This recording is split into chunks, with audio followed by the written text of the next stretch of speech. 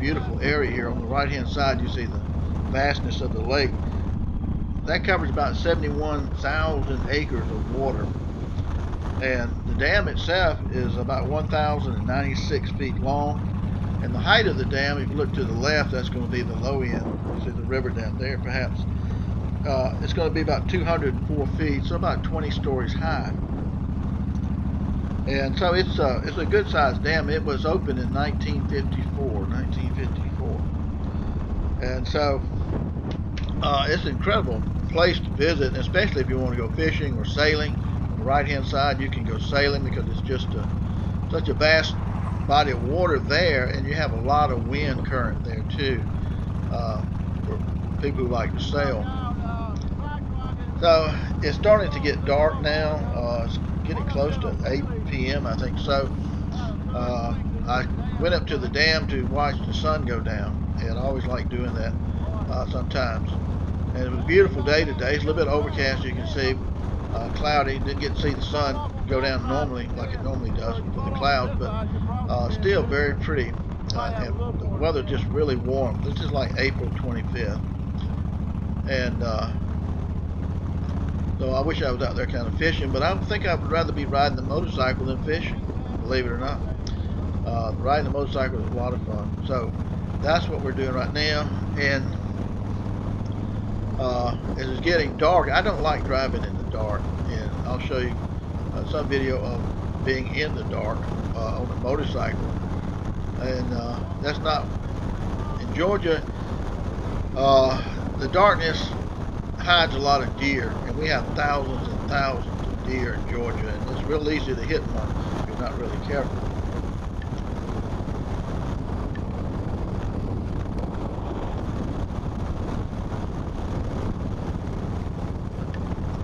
Okay, we're going to be coming up on the store right here. I'm going to stop by. I'm going to get a Yahoo and one of those chocolate type drinks there. I don't know. I always like those. The only time I drink them is when I'm riding a motorcycle, and maybe get some cookies or something, you know, like this cheese cookie. And on the bike here, on the right hand side, you might be able to see a little tachometer, a blue light right there. That's the tachometer. It's a small tachometer, but it's a great tachometer. And I have a light kit on this Vulcan 1500. You may have seen it in another video, but it has a real nice light kit on the side, the engine and everything, so people can see you going through an intersection or something like that, which to me is very helpful to be seen going through an intersection, especially if you're driving at night. And again, I don't like driving at night. It's really dangerous on a motorcycle. You don't have any protection. Yeah, it's getting dark for sure. So off my these are the best glasses. We're going to run into that store a second. Ride at night, or when it's starting to get dark. Gives you like another 30 minutes of sunlight. Oh, it brightens everything up really well.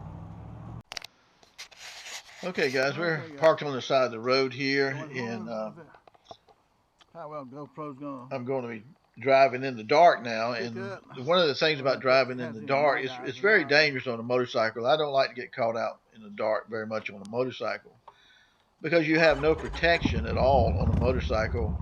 Rolling thunder. Especially in Georgia, we have thousands and thousands of deer running around in Georgia. People hit them all the time. I mean, so if you're riding a motorcycle, you're going to have deer run out in front of you. And so what I generally do is always make sure that I have my headlights on bright when no cars are coming. And I'm looking on the right and left-hand side of the road back and forth, especially in like the ditch area and to the edge of the woods.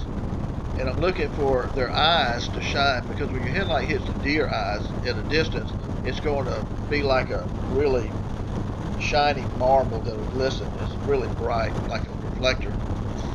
And so that lets me know that's a deer, and I better be slowing down, because what's going to happen, and it always happens, deer are not very smart. They're going to run across the road right in front of you when you get up on it. And generally you see one deer cross the road, you say, well, that's it. No, there's a second and a third one, maybe a fourth and a fifth one that's coming. I have had 6 or 7 run across the road in front of me at one time. And so if you think that when you see one run across the road, that's it, no, that's not the way deer work. and I've been around deer all my life.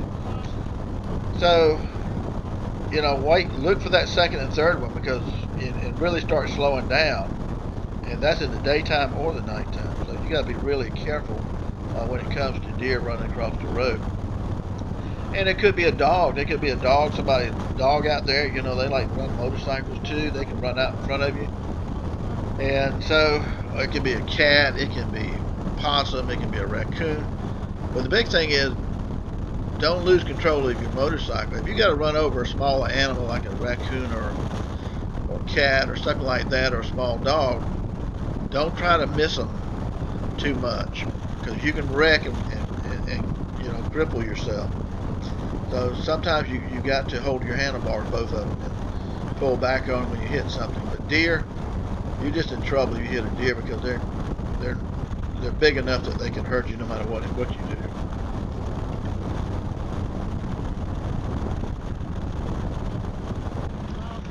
Okay, here we're about to come up on a four-way stop, and this is one of the big reasons that I put a light kit on the side of my motorcycle on both sides around the engine area, so that somebody coming up on the intersection could see my motorcycle going through the intersection. Otherwise, they're hard to see, especially the headlight or the rear lights.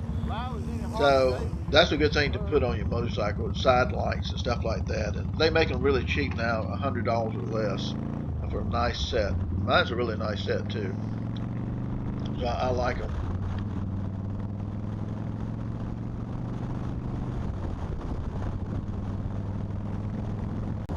Okay, you might be able to tell it's starting to rain. It'll be raining a little bit harder here in a moment, but the rain doesn't bother me. I like the element of darkness and the element of the rain too. Everything looks shiny and so forth, and it's just a different feeling.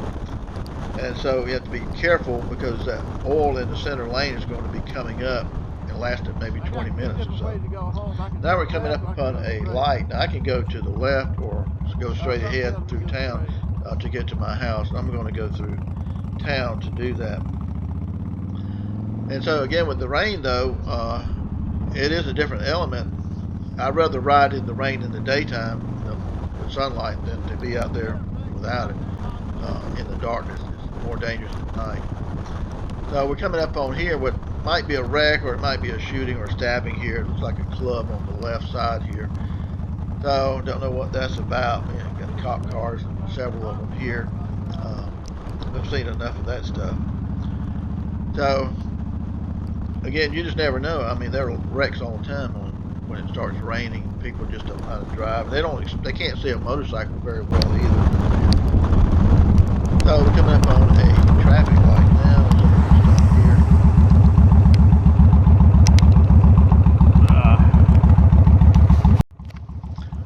I was mentioning this traffic light was really slow in changing. I cut out that part. But sometimes a motorcycle will not trip a traffic light, usually a metal plate underneath the ground. And the other car on the other side may not be pulled up enough, but I know that traffic light, it was way too long before changing. And so now we're moving. But